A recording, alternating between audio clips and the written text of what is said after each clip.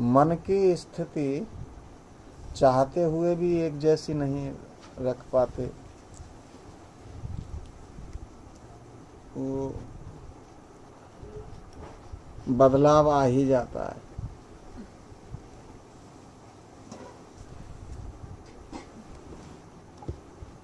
ये मन क्या होता है, ये जिस जिस वस्तु में हमारी आसक्ति है, हमारी रुचि है,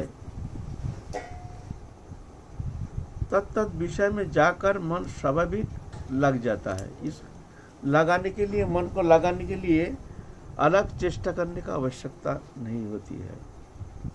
ये स्वभाव है, स्वभाव बन गया है। ये जो स्वभाव हमारा बहिर्मुखता दोष जो है, ये अनादिकाल का स्वभाव है। इसका स्वभाव ही है मन को खींच करके विषय कानन में ले जाना, संसारी विषय में ले जाना। वो अनादिकाल का स्वभाव बन गया है ना। इसीलिए ये मन ना लगना ये स्वाभाविक वृत्ति है। इसलिए मन को लगाने के लिए पुनः पुनः अभ्यास करना चाहिए। पहले तो अपने जो रुचि है, रुचि की परिवर्तन होनी चाहिए। हमारी संसार विषयक जो रुचि है, ये रुचि इतना प्रबल है जो चेष्टा करके भी हम भगवत विषय चिंतन करने में असमर्थ हो जाते हैं, उसमें रुचि लाने में असमर्थ हो जाते हैं। तो ये अनादिकाल का स्वभाव है। अनादिकाल का स्वभाव होने का कारण ये ऐसा नहीं जो तुम चेष्टा करने से ही मन लग जाएगा। पुनः पुनः अभ्यास करना पड़ेगा। अभ्यास करते करते करते करते धीरे धीरे धीरे धीरे, जैसे एक बच्चा लिखना आता नहीं है, पहले हाथ घुमाता है। लिखना आता नहीं है, बहुत कोशिश करके भी वो लिख नहीं पाता है। मैया फटकार देते हैं, तारण करते हैं, लिख, फिर पोंछ देते हैं, फिर लिख देते हैं, हाथ घुमाओ हाथ घुमाओ। तो यह हम पहले भी बहुत बार कह चुके हैं, ऐसा नहीं। तो ये जो हाथ घुमाना ये वृथा नहीं, जो हाथ घुमा रहा है बेकार। वो तो लिखना आता नहीं, हाथ घुमाने से क्या होता है? वो तो लिखना आता नहीं है उसको, बेकार बेकार हाथ घुमा रहा है उसके ऊपर। बोले ना, उसका एक भी रेखा अंकन वृथा नहीं जा रहा है। समस्त रेखा अंकन की जो चेष्टा, ये चेष्टा ही एक दिन वो स्वयं लिख लेता है। उसका परिणाम, उसका अंदर एक भी रेखा अंकन को आप छोड़ नहीं सकते हैं। जो ये एक रेखा अंकन, ये जो रसगुल्ला हो गया, ये वाला रेखा अंकन उसका वृथा गया। मन में भाव है, काम कर रहा है ना, वो काम कर रहा है, लेकिन बहुत स्लोली। जैसे मान लो एक पत्थर के ऊपर पानी का ड्रॉप, एक बूंद पानी जब गिरता है, तो बोले एक पत्थर को पानी क्या कर सकता है? कुछ नहीं कर सकता है। लेकिन ऐसे ही अगर टपकता रहे, एक ही केंद्र पर अगर पानी टपकता रहे, धीरे धीरे 50 साल पीछे आके देखोगे वहां गड्ढा हो गया। पत्थर में गड्ढा हो गया, पानी पत्थर को छेद कर दिया। क्या कहते हो? अभ्यास इतना बड़ी चीज है। इसको छोटा मत समझो, ऐसा मत समझो कि हम जो चेष्टा कर रहे हैं, हमारी चेष्टा वृथा जा रही है, ये बेकार, हमारा मन लगता नहीं है। मन ला लेके बैठे हैं, चिंतन करने का चेष्टा करते हैं। भगवान अंधा नहीं है, भगवान बहुत कृपालु दयालु है। भगवान देखता है ये हमारे लिए बैठा है। एक भी नाम करते हो, प्रभु हृदय में उसको धारण कर लेते हैं। जो प्रभु का नाम करते हैं, प्रभु उसको हृदय में चिंतन करते हैं। इसके लिए हमको कुछ करना चाहिए। ये हमारा नाम कर रहा है, हमारा चिंतन करने के लिए चेष्टा कर रहा है, होता नहीं, फिर भी वो कोशिश कर रहा है ना। तो प्रभु दयालु है, तो प्रभु उसका हृदय को परिशोधित करके उसके भीतर जा करके ऐसे भक्ति उनके भीतर संचारित कर देते हैं। फिर सरस हो जाता है उसके हृदय। सरस होने से स्वाभाविक उसका मन भगवत चरण में आकर्षित हो जाता है, चिंतन करने में अच्छा लगता है। फिर स्वाभाविक मन विषय चिंतन से हट करके भगवत चिंतन करना शुरू कर देता है। विषय चिंतन अच्छा नहीं लगता है। जब रुचि होना शुरू हो जाती है तो स्वाभाविक तुम्हारा मन भगवत चिंतन में लग जाएगा। जब तक रुचि नहीं होती है तब तक अभ्यास जुग जुग चित्र सान्यगामिना परमं पुरुषं दिव्यं जाति पार्थो अनुचिंता है। ये अभ्यास करते करते करते करते करते करते अच्छा नहीं लगता, दर्जा देकर बैठे हैं, क्या करें, फिर भी बैठे हैं। हमारे जीवन की बात है, हम जब हमारे मन में ऐसे परिवर्तन आ गया जे हमको अब इस जीवन का, ये भौतिक जीवन का परिवर्तन साधन करना है, इसमें परिवर्तन लाना है, क्योंकि भौतिक जीवन ये हमको संसार चक्र में ले जाए, ये बोध हमारा हो गया। कोई कारणवश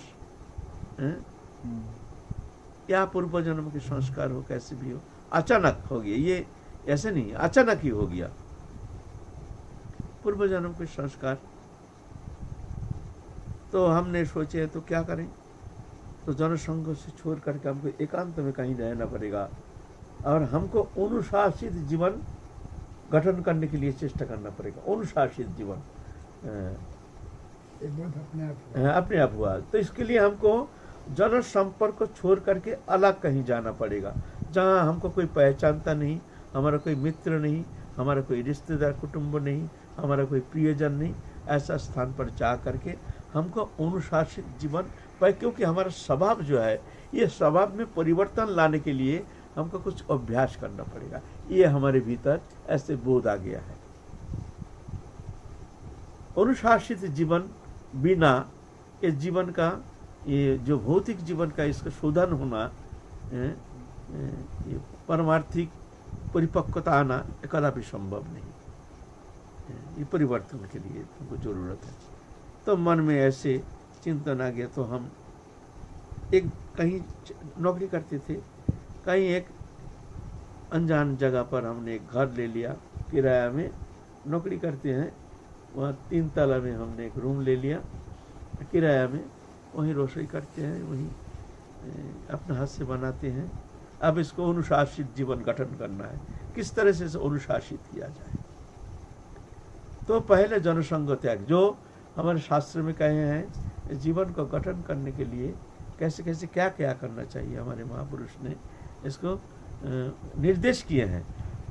बहिर्मुख लोगों के संग से दूर रहना पड़ेगा, आहार शुद्धि, संग शुद्धि, शुद्धिकरण होनी चाहिए, तत्सहित भगवत नाम जप ध्यान धारणा उपासना ये करना चाहिए।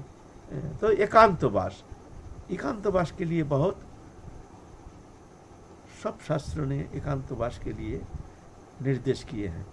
एकांतवास बिना बहु संग में, बहु लोक संपर्क में जो रहता है, उसके लिए भगवत भक्ति होना, भगवत चिंतन में एक तन्मयता आना कदापि संभव नहीं। ये स्वप्नवत अली को समझ दे, उसके द्वारा ऐसा होना। हाँ, कुछ चिंतन तो करने के लिए चेष्टा कर सकते हैं, लेकिन वो चिंतन निश्चल होना संभव नहीं है।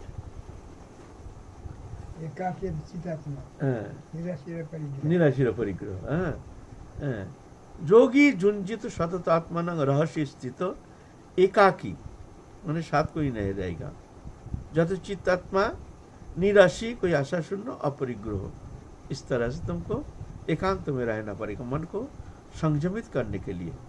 तो हमने सोचे, तो आया है हमारे फ्रेंड सर्किल, घूमना फिरना, गपशप करना, दोस्तों के साथ बैठ सारी रात बिता दिए हैं, गपशप ऐसे ही ग्राम्य वार्ता करके सारी रात बिता दिए, सोए नहीं, गपशप कर रहे हैं, हंसी तमाशा कर रहे हैं, ऐसे ही एक स्वभाव था,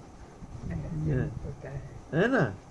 और वो स्वभाव को परिवर्तन लाना है, एकांतवास करके एकदम एकांत होना, ये कोई साधारण बात है।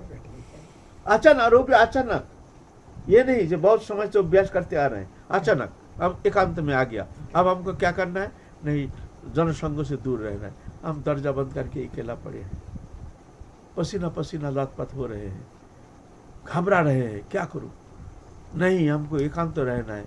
अब एकांत रहना बड़ा मुश्किल हो गया, ये ऐसे अभ्यास बहुत कठिन है, क्या करूं, लेकिन ना, हमको घर दरजा खोल के कहीं जाना है ही नहीं, प्रतिज्ञा।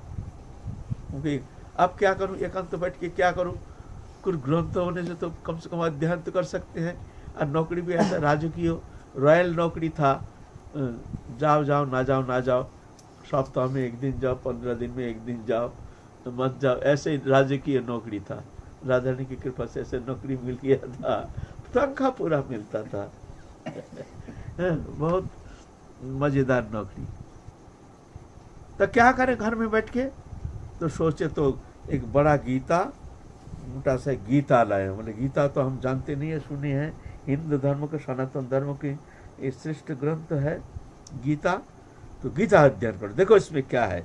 तो प्रतिदिन वो गीता में ही अध्ययन करना, मन को लगाने के लिए कोशिश करना शुरू कर दिए हैं। गीता एकदम अन्याय से लेकर, अनुवाद से लेकर, व्याख्या से लेकर, कुछ काम तो है नहीं, गीता के अंदर ही हम डूब गए, है ना। तो धीरे धीरे धीरे धीरे धीरे धीरे उसी दिनों में हमारा ऐसा अभ्यास हो गया कि हमको बाहर जाना ही हमारे लिए बड़ा कष्टदायक हो गया था।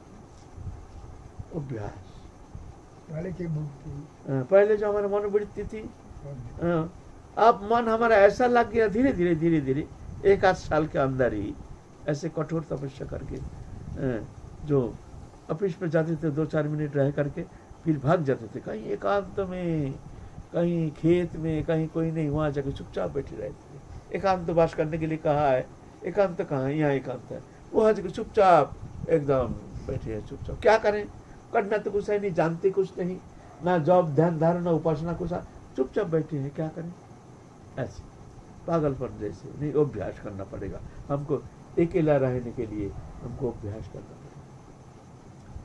तो ये अभ्यास हम कह रहे हैं, जो वास्तविक बहुत, इसका बहुत परिणाम बहुत अच्छा होता है।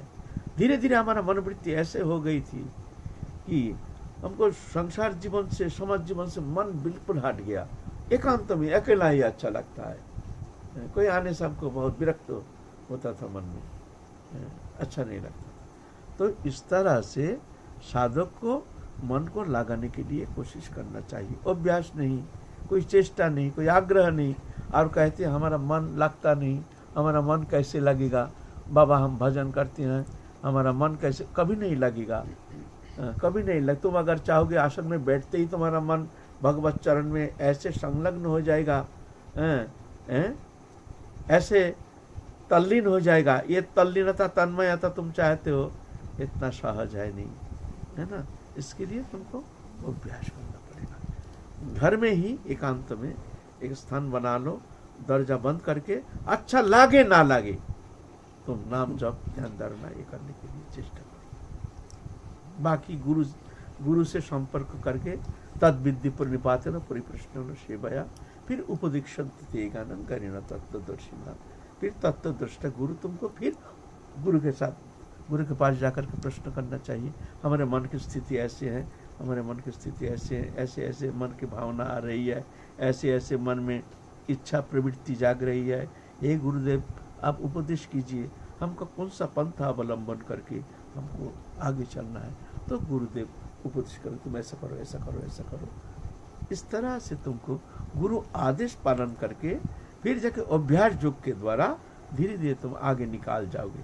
अगर तुम्हारे अंदर ऐसे अभ्यास योग नहीं है तो आगे चलना, आगे बढ़ना कदापि संभव नहीं है। 3-4 दिन पहले यहाँ बैठे थे, नहीं 10 दिन करीब पहले, तो एकांत के ऊपर ही चर्चा चल रही थी। तो उनमें से एक जन ने कहा कि हमें एकांत में रख दो और केवल मोबाइल हमारे हाथ में हो, हम 24 घंटा क्या महीनों महीनों हम एकांत में रह जाएंगे, हमें कोई ज़रूरत ना है किसी। देखो बाबा, पहले तो शब्द का माने ही गलत कर दिया ना हमने। शब्द का माने तो होता है ना, एकांत शब्द का माने क्या है, एका अंत, अंत माने शेष, माने तुम हो और कोई नहीं है, कुछ नहीं है, इसको कहते हैं एकांत। जंगल में रह करके भी तुम्हारा पास 2-4 व्यक्ति हैं, या आते जाते हैं, या मोबाइल है, या और कोई साधन है, तो वो एकांत हुआ नहीं है। एका अंत माने सिर्फ मैं हूं, ना मेरे संपर्क में कुछ है, मेरे सान्निध्य में कुछ है, इसको कहते हैं एकांतता। तो ये तो संपर्क तो तुम्हारा चल रहा है, लोक संपर्क, लोक संसर्ग, लोक सान्निध्य, लोक व्यवहार है। तो ये तो और ज्यादा इसका दुष्परिणाम तो और अधिक है। मोबाइल में संसार है। संसार माने खतरनाक संसार, संसार में भी इतना मोहित कर नहीं सकता है। एक मोबाइल इस तरह से साधक को भ्रमित कर सकता है। ये इतना जहरीली है। जो लोग नाना प्रकार चैनल फैनल ये सब दिखता रहता है, मान लो जहर पैदा कर रहा है, तुम्हारा मन को इस तरह से प्रदूषित कर रहा है, उस मन में कभी भजन होना संभव नहीं है। एकांत भजन तो छोड़ दो, भजन का चिंता ही छोड़ दो। मोबाइल इतना खतरनाक चीज है।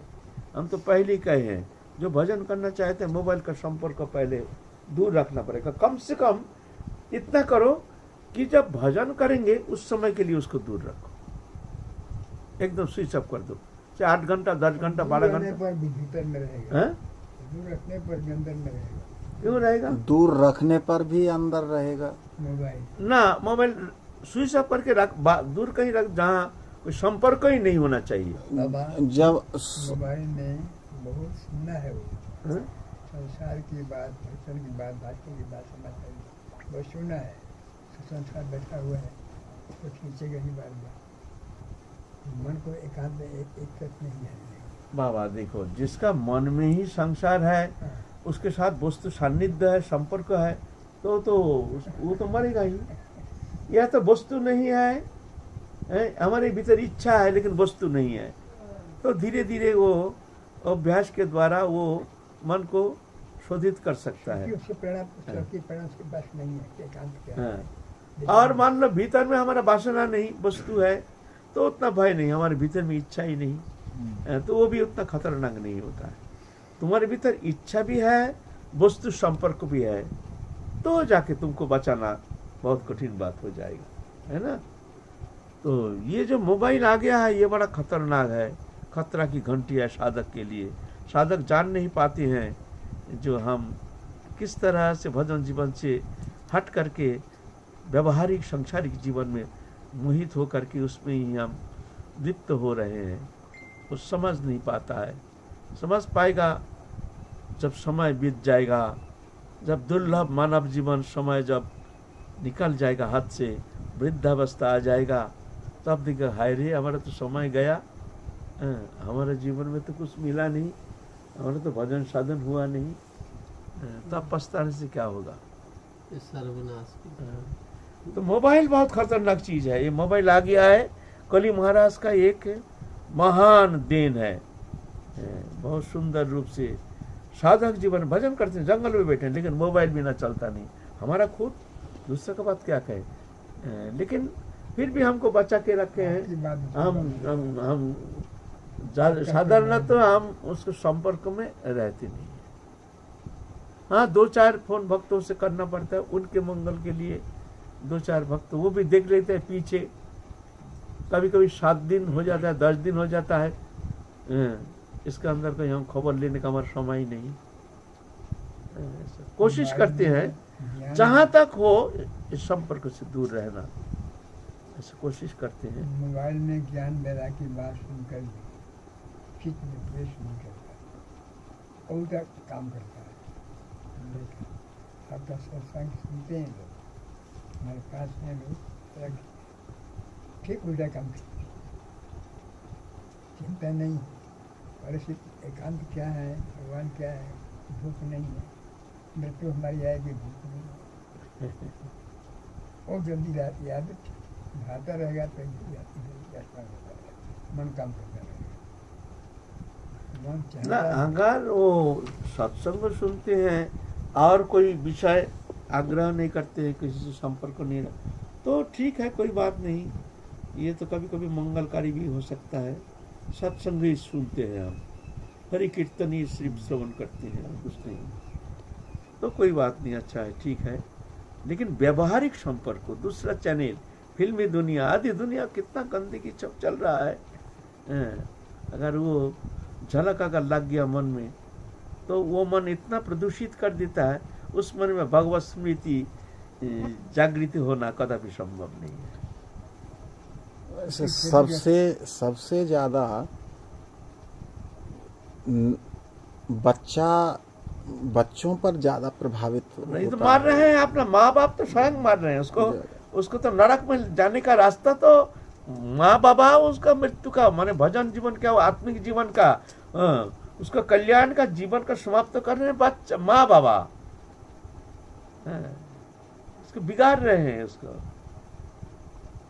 माँ बाबा ही कारण है। कौन ये बताएगा? लेकिन कौन क्या सा? करें, आजकल पढ़ाई भी हमको तो बता रहे हैं कि इसी से होती है, मोबाइल मोबाइल से है, माध्यम से। ऑनलाइन।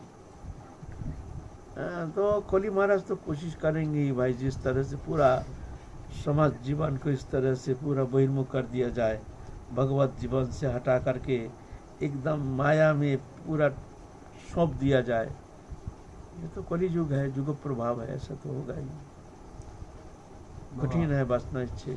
अच्छा, किसी किसी चित्त पर बहुत ज्यादा प्रभाव करता है और किसी किसी पर उतना प्रभाव भी नहीं करता।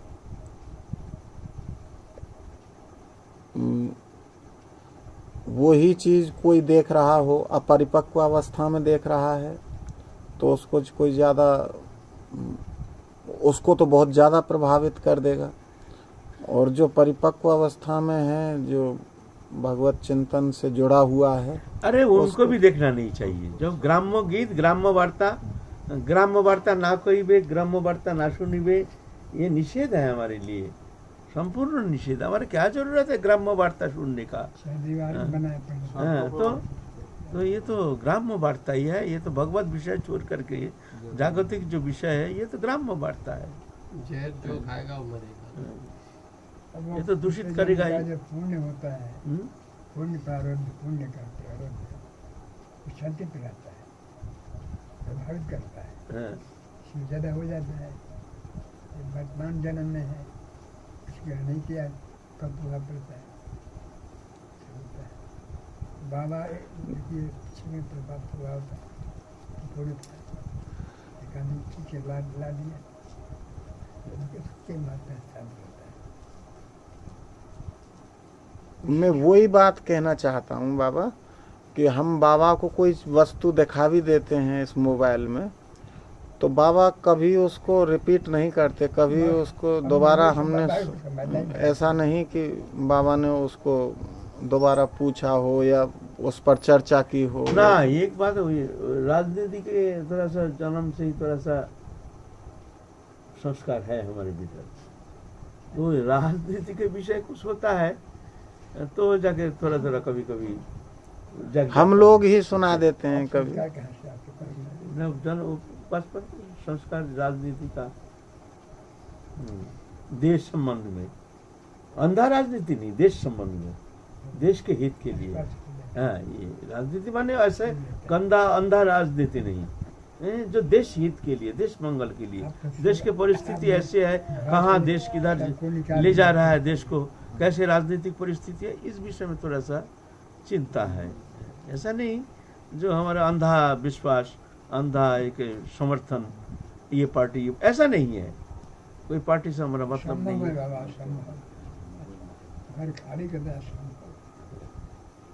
जो लड़ा है संघर्ष वो जानता है, मतलब आज के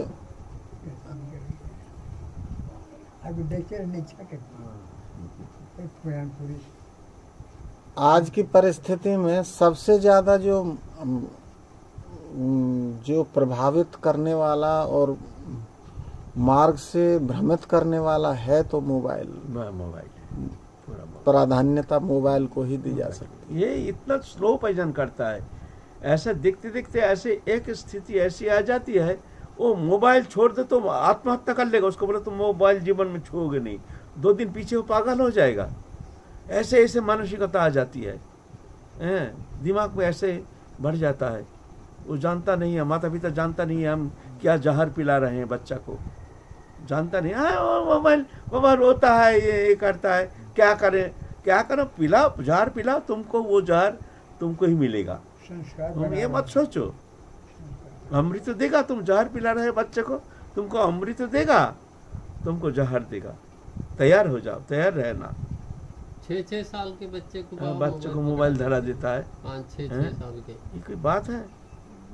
कहीं फिजिकल खेलेगा, फुटबॉल खेलेगा, उसमें शरीर चर्चा आदि ना, एकांत में रह करके मोबाइल दिख रहा, बोलो मोबाइल रखो। हैं? कोई फिजिकल चर्चा नहीं, कोई खेल कूद नहीं हैं? आदि खेल कूद तो समाप्त हो गया, फुटबॉल आदि खेल समाप्त हो गया, मोबाइल आ गया, मोबाइल लेके एकांत में बैठ जाता है सब बच्चा। बताओ हैं? क्या कल्याण होगा बताओ?